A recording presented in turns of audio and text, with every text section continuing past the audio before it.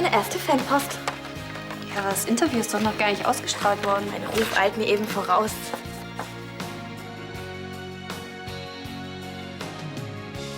Tanja braucht mich noch. Sie wird nicht zulassen, dass wir uns hier drin verrecken lassen. Ich werde doch nicht so blöd sein und dir davon erzählen. Also, viel Spaß beim Sterben. Scheiße!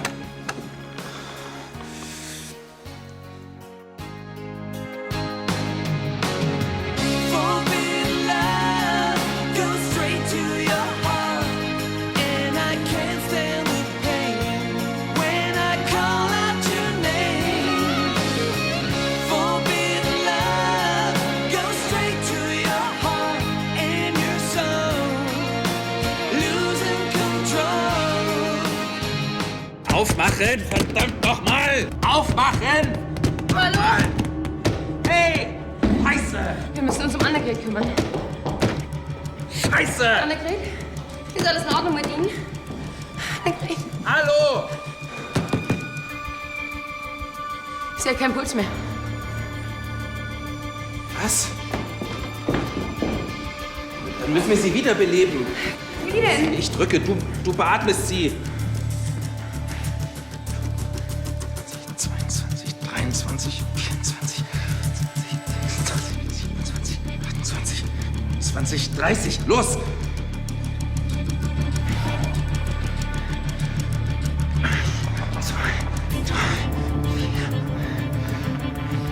Sie atmet wieder. Was? Wir müssen sie in die stabile Seitenlage bringen. Aber wie ging das denn? Knick die Beine. Ja, nimm du die Arme.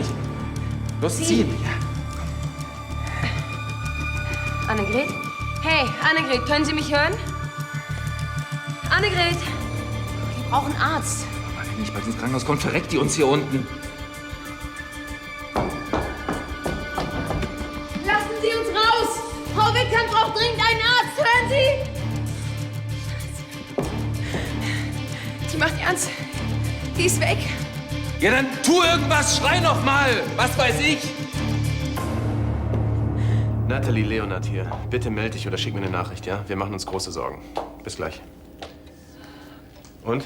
Ansgars Handy ist immer noch ausgeschaltet. Die SMS war nicht von ihm. Leonard, wir müssen etwas unternehmen. Ja. Du hast wahrscheinlich recht. Irgendwas muss da passiert sein. Wenigstens Nathalie würde sich melden, wenn sie könnte. Ich benachrichtige jetzt die Polizei. Das wird wenig bringen. Es gilt doch immer noch diese 48-Stunden-Frist. Das werden wir ja sehen.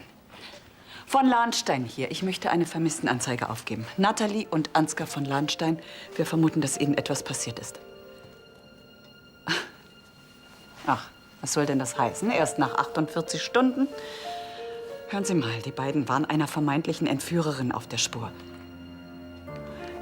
Wenn Ihnen etwas passiert ist, während wir hier über Ihre Fristen reden. Wissen Sie was? Ich wende mich direkt an den Polizeipräsidenten. Auf Wiedersehen. Na, geht doch. Sie haben heute sehr früh das Anwesen verlassen. Und seither kam nur eine SMS. Und Sie reagieren auf keinen meiner Anrufe. Ich verlange, dass Sie eine Fahndung einleiten. Was war denn das gerade für ein Bild in dem Umschlag? Das war ein altes Foto, das hat mir ein Freund aus Mappen geschickt. Dafür hast du aber ziemlich komisch geschaut. Es war eben nicht eins meiner besten Porträts, okay? Ich hoffe, das waren keine Modeaufnahmen. Du stehst exklusiv für Lilly von Rath unter Vertrag. Wenn du das vermasselst, dann hast du echt nichts in der Birne. Ja, das sagt ja genau die Richtige. Jetzt reg dich wieder ab, du Nervensäge. Das war ein privates Foto. Abgesehen davon, dass man nur einmal im Leben so einen Vertrag bekommt. Ich möchte wirklich ungern Ärger mit davon Anständen. Lahnstein. Ja, meine ich doch. Mann, jetzt komm wieder runter. Ich würde dich und die Agentur in Schwierigkeiten bringen, okay? Nochmal Entschuldigung. Hoffe, dich hat meine kleine Nachhilfestunde Vertragsrecht nicht allzu geblättet. Nein, nein, ich habe den Vertrag verstanden. Keine Aufnahmen für andere Firmen. Nur mit Absprache von dem Anwalt. Bis dann. Bis dann. Graf von Lahnstein? Frau Kübler?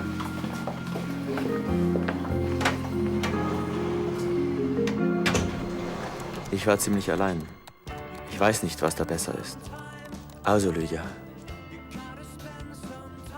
Besser erstmal einen auf Nicht-Erkennen machen. Nimm's deinem Bekannten nicht übel, dass er sich über deinen Ex aufregt.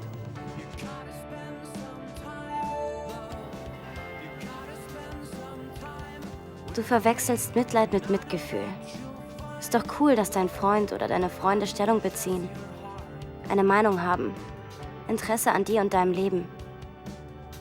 Meine Freundin war weg und alle haben geschwiegen, weil sich keiner einmischen wollte. Ich war ziemlich allein. Ich weiß nicht, was da besser ist. Also nimmst deinem Bekannten nicht übel, dass er sich über deinen Ex aufregt. Sei froh, dass er zu dir hält. Der Typ hat gar nicht so unrecht. Miriam. Gib doch Lydia mehr Schichten. Was ist sie eigentlich für eine Frau? Bist du verknallt? Ich habe nur das Gefühl, wir sind seelenverwandt. Sowas soll's geben. Witzigerweise hat sie eine ganz ähnliche Geschichte wie du mit deiner Ex. Hat sie erwähnt. Weißt du ja, was du jetzt zu tun hast. Wie? Ja, ich würde langsam machen an deiner Stelle. Ich glaube nicht, dass die jetzt gerade Bock auf eine Beziehung hat. Ach, so ein Quatsch. Das ist wie nach einem Autounfall. Je schneller du dich hinter das Steuer setzt, umso weniger Angst hast du vor dem Fahren. Ja. Lydia könnte nichts Besseres passieren, als mit jemandem zusammenzukommen, der sie nicht betrügt und ausnutzt. Jemand, der ganz anders ist als ihr Ex. Jemand wie du. Na, dann gib mal Gas. Hm?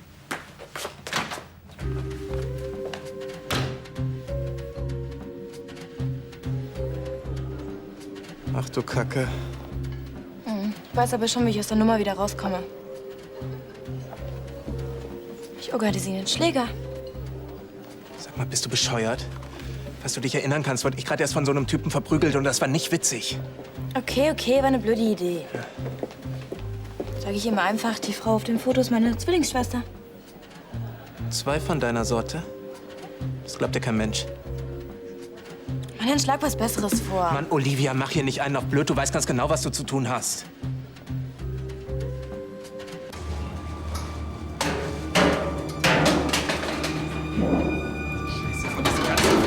Mist, hier kann man nichts dafür verwenden, um diese Tür aufzukriegen. Lange hält sie nicht mehr durch. Annegret, ganz ruhig, wir holen Hilfe. Hm? Gott, die ist total unterkühlt.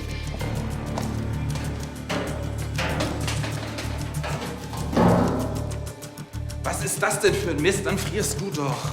Wir müssen sie warm halten. Schluss, zieh das über. Es muss doch hier noch sein.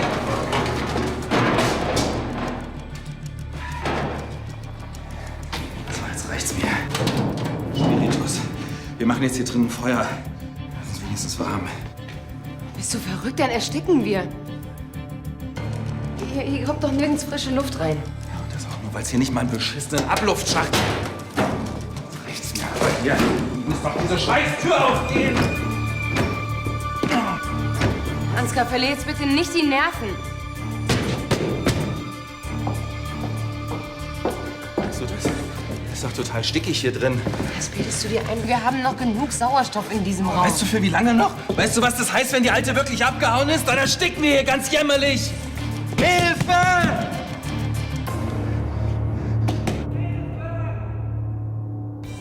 Was tun, wenn Freunde Stress in ihrer Beziehung haben? Einmischen oder nicht? Darauf gibt es wohl kaum eine richtige Antwort. Denn manchmal finden die besagten Freunde vornehme Zurückhaltung besser als gute Ratschläge. Das ist tatsächlich eine schwierige Frage. Was liest du denn da? Ach, so ein Internetblog. Love Burns. Einmischt oder nicht? Das ist hier die Frage. Was? Ihr lest das alle? Klar. Gerade das Thema, ob Freunde Stellung beziehen sollen, wenn man Beziehungsstress hat. Hi. Konstantin. Ich würde halt auch nicht mehr den Mund halten. Ich habe gewusst, was zwischen eurer Mutter und Sebastian gelaufen ist. Und ich hätte es dir und Fabian sagen müssen. Vergiss es. Es war trotzdem falsch. Naja, die Quittung dafür habe ich auch bekommen. Mein Bruder hat einen Dachschaden, dass er dich wegen so einem Blödsinn sitzen lässt. Ja, fair ist auf jeden Fall was anderes. Ja, aber aushalten kann man sich bekanntlich auch immer. Axel wäre doch jetzt der Held im Boxclub gewesen, wenn du dich nicht für diesen Zeitungsartikel eingesetzt hättest. Trotzdem kann man das nicht so pauschal sehen. Es gibt einfach Momente, da sollte man lieber die Klappe halten. Ja, aber so sehen das doch fast alle. Alles easy, bloß kein Stress. Vielleicht ist das ja genau falsch. Frauen tickt da anders. Ihr müsst überall eine Meinung haben und die überall lautstark vertreten. Ja, aber wenn es um Liebe und Freundschaft geht, ist das auch völlig okay.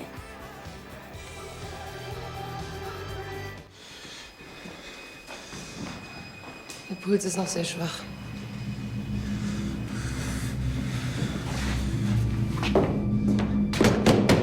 Hilfe!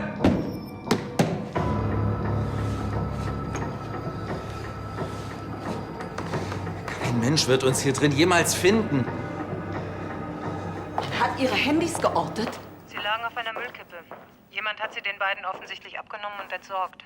Also bitte, da muss man doch von einer Entführung ausgehen. Jedenfalls waren auf den Telefonen keinerlei Fingerabdrücke, was vermuten lässt, dass jemand darauf bedacht war, keine Spuren zu hinterlassen. Beruhige dich. Wir müssen unsere Kräfte schonen, In Ansgar. Ruhe. Moment. Da war ein Geräusch. Hallo hier! Wir sind hier drin! Holt uns raus! Scheiße! Das war wahrscheinlich unsere letzte Rettung. Ansgar, bitte. Ach, was heißt hier bitte? Kapierst du das nicht? Kein Mensch wird uns hier drin finden. Wir kommen hier nie raus. Wenn wir verrecken, Gott, ich krieg schon kaum noch Luft.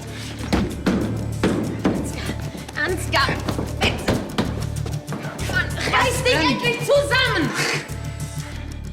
Glaubst du, auf Königsbrunn wundert sich niemand, dass du Hannes nicht persönlich verabschiedet hast?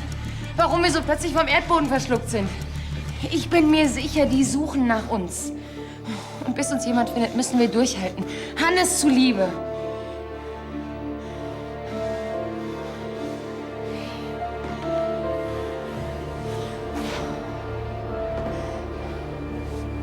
Dann verlange ich, dass Sie Europol einschalten. Was ist, wenn die beiden ins Ausland entführt worden sind? Darf man fragen, was passiert ist? Ja, bitten Sie die Bevölkerung um Mithilfe. Vielleicht ist jemandem Ansgars Wagen aufgefallen. Natalie und Ansgar werden seit heute Morgen vermisst. Und jetzt sucht man den Wagen? Ja. Auf alle Fälle können Sie nicht einfach so rumsitzen und nichts tun. Sie wissen, dass Ansgars Wagen ein Navi hat? GPS? Sagen Sie das der Polizei. Die können damit jeden Wagen überall problemlos orten.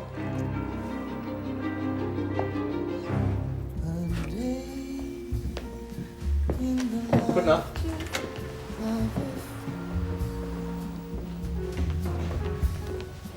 Also, Mann, Olli, ich kann der Gräfin die Fotos wirklich nicht zeigen. Dann ist meine Karriere futsch. Lilly von Rath ist ein Ökolabel für die moderne Businessfrau. Total seriös. Ich habe diesen Vertrag unterschrieben. Und in dem Wisch steht drin, dass ich mir keine Aussätze mehr leisten darf. ja, aber du hast die Fotos doch gemacht, bevor du den Vertrag unterschrieben hast. Ja, aber das ist völlig egal. Es kommt darauf an, wann die Fotos erscheinen. Okay. Also willst du es wirklich drauf ankommen lassen? Die Holding hat genügend Anwälte. Wenn du das jetzt gestehst, dann können die noch was reißen. Ja, oder ich zahle dem Arsch einfach das Geld, das er haben will. Und dann? Dann will der immer wieder Kohle von dir. Das kannst du vergessen, dass der dich in Ruhe lässt. Okay, ich gehe morgen zur Gräfin und dann spreche ich mit ihr. Sei ehrlich zu ihr. Das ist der beste Weg, wirklich.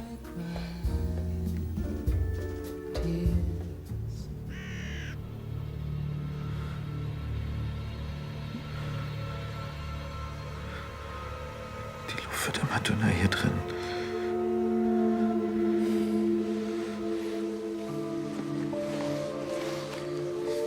Mach ihn ganz ruhig.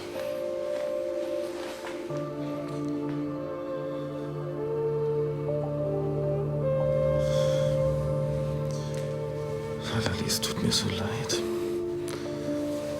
Alles, was ich dir in den letzten Jahren angetan habe. Dabei hast du immer zu mir gehalten.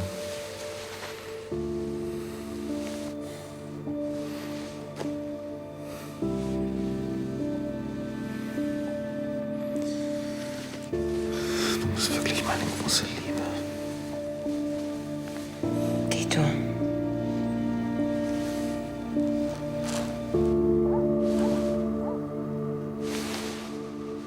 Ich habe was gehört.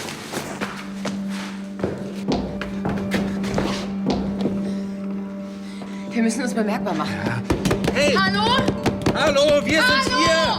Hallo? Hier spricht die Polizei. Hierher!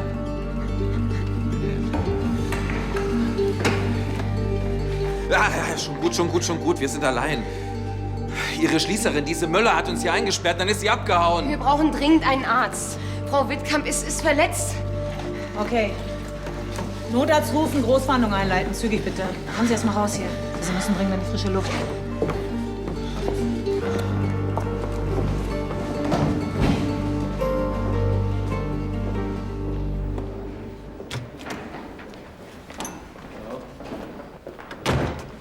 Hey, Olivia. Was machst du denn schon wieder? Hast du noch Fragen zu dem Vertrag? Quatsch, nee, ich wollte eigentlich mit Gräfin Lahnstein sprechen. So Termine abklären und sowas. Mhm. Jetzt geht's richtig los bei dir, was? Tolle Chance, die Kampagne. Ja, schon. Ja, schon? Jetzt mal keine Panik. Elisabeth war zwar nicht begeistert, dass sie von Rat unbedingt dich will, aber dein Auftritt gestern hat sie beruhigt. Ich glaube, du packst das. Ja, dann bin ich ja beruhigt. Ja. Bis dann. Oh, Scheiße. Ihr Wasser. Mir ist was dazwischen gekommen. Ich muss los.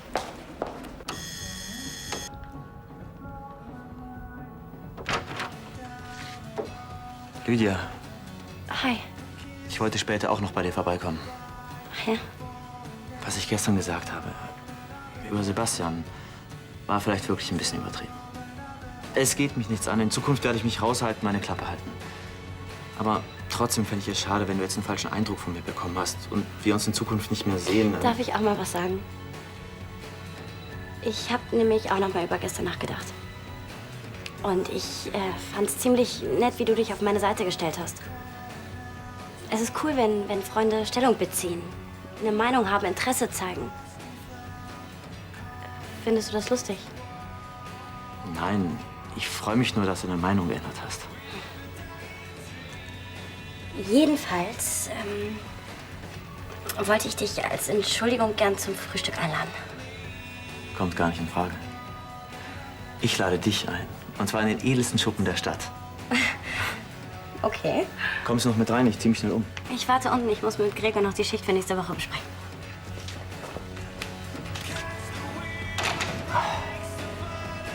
Siehst du, kleine Bloggerin, du musst nur auf die Ratschläge von den richtigen Leuten hören. Schon läuft's.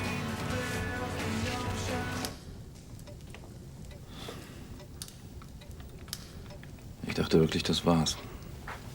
Ihr habt dieser Müller also aufgelauert, sie verfolgt und dann hat sie Natalie überwältigt? Hattet ihr denn vorher noch mal die Gelegenheit, mit Frau Wittkamp über Tanja und ihren Bruder zu sprechen? Ich war die ganze Zeit mit Beruhigungspillen und Alkohol zugedröhnt und bewusstlos. Außerdem wäre sie uns in diesem Loch fast abgekratzt. Hast du denn noch mal mit Dr. Becker telefoniert? Ja, er betreut Frau Wittkamp persönlich. Ihr Zustand ist aber immer noch sehr kritisch. Diese Müller hätte uns alle sterben lassen. Guten Tag. Schön, dass Sie wieder hier sind. Ihre Stiefmutter hat sich schon große Sorgen um Sie gemacht. Ja, wenn ich sie so sehe, bin ich mir nicht sicher, ob dieses Kellerloch nicht die bessere Alternative war. Ansgar, nur zu deinen Informationen. Adrian war derjenige, der Polizei den entscheidenden Tipp gegeben hat, dass dein Auto ein Navigationssystem hat. Nur deshalb konntet ihr gefunden werden. Ja, das ist doch schön für ihn. Ja, vielen Dank. Wir gehen nach oben. Brauchen dringend Ruhe.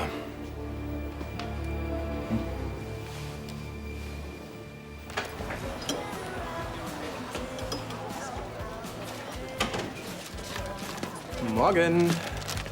Hi. Na, warst du schon bei der Gräfin? Sie war sehr verständnisvoll und sehr nett. Und Siehst du, hab ich doch gewusst, dass die dir nicht den Kopf abreißt. Was wollt ihr denn jetzt unternehmen? das weiß ich eigentlich selber noch nicht so genau. Ich denke mal, diese Anwalt-Fuzis kümmern sich drum und dieser Tobias bekommt eine fette Klage und kann seinen Fotografenjob erstmal in den Nagel hängen. Cool. Ich bin mir sicher, sobald da eine Klage im Raum steht, rückt er die Bilder raus. Dann verbrennen wir die Scheißteile erstmal zusammen.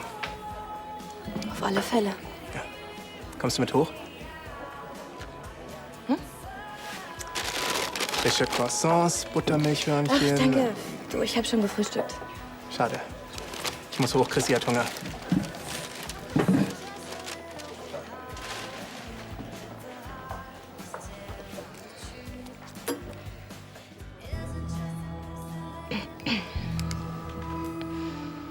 Olivia, mein Herz. Wie gefallen dir die Fotos? Sag mir einfach, was du dafür haben willst. Ja, da werden wir uns schon einig. In ein paar Tagen komme ich wieder nach Düsseldorf. Dann treffen wir uns. Okay. Ich freue mich schon drauf. Saftsack.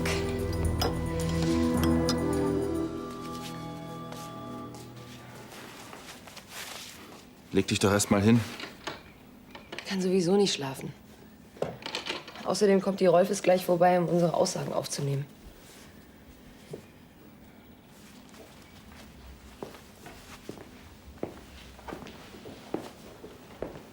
Hey, hab ich dir eigentlich schon gesagt, wie großartig du bist? Nein, wieso? Die letzte Nacht, die hätte ich ohne dich nicht durchgehalten. Ach, Ansgar. Nein, wirklich, du hast doch gemerkt, wie mir die Nerven durchgegangen sind. Der Gedanke zu ersticken, Du hast mir geholfen, durchzuhalten. Hannes braucht dich. Hannes braucht uns. Ich verspreche dir, ich werde das Sorgerecht zurückbekommen und Tanja in den Knast bringen. Und dann werden wir 3 endlich glücklich.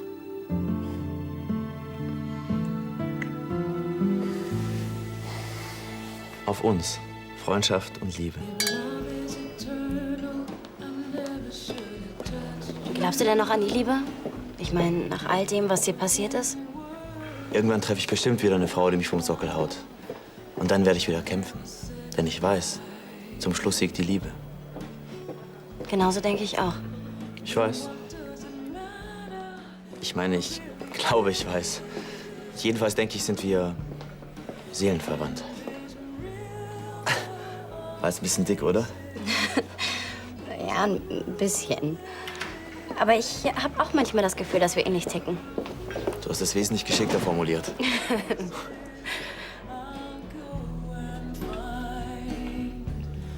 Auf uns. Freundschaft und Liebe.